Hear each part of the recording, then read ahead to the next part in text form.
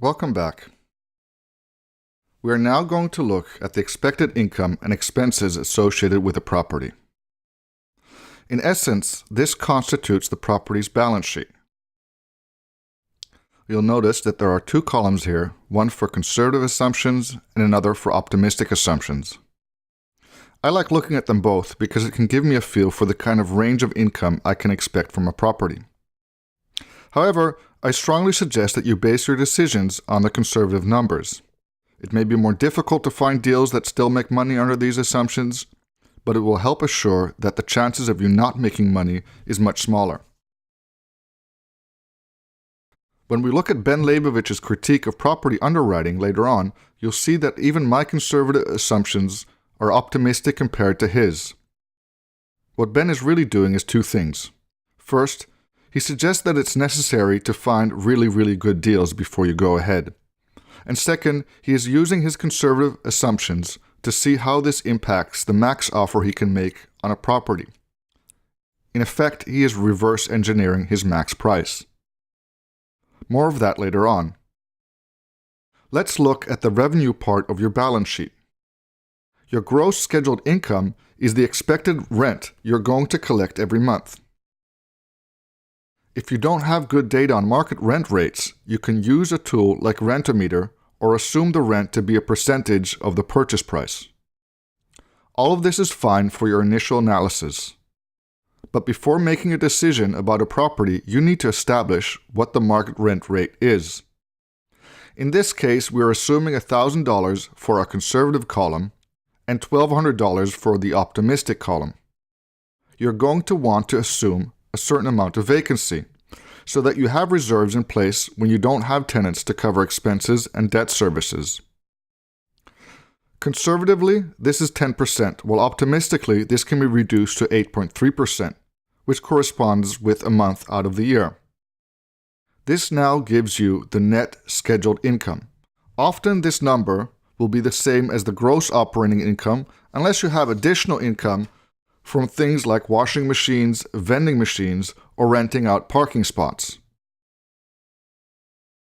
Moving on to looking at operating expenses. Your property tax and insurance costs are going to be the same for both conservative and optimistic points of view, unless you have some reason to believe you can get your taxes reduced, in which case you enter the lower tax rate in the optimistic column. Even if you intend to manage the property yourself, I strongly suggest that you assume the cost of a property management so that your real estate will still be profitable should you decide to become less involved in the day-to-day running in the future.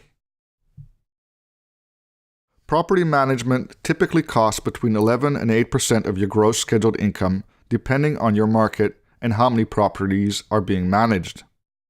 There are two kinds of expenses associated with maintenance of a property.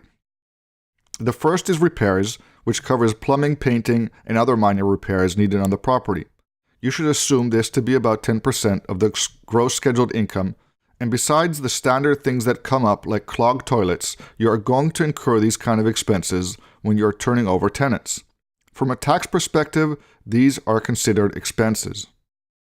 The second are capital expenses, which are larger maintenance work on the property for replacing appliances to fixing a roof, an HVAC, or a boiler.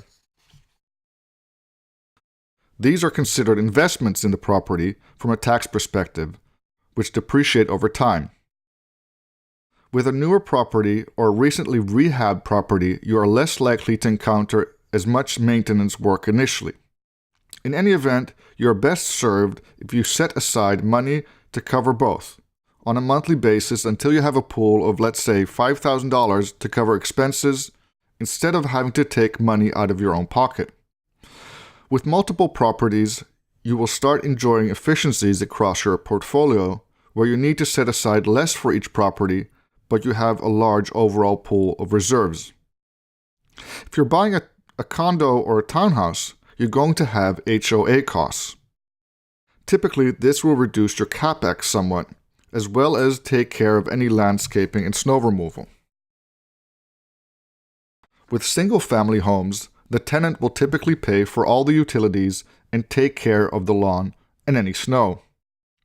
With multifamily homes, you're going to have to pay for electricity in any of the common areas.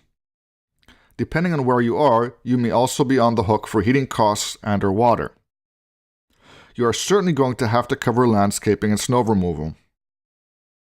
If there are any other costs associated with the property not covered so far, be sure to add those. What you get in the end is your total operating expenses.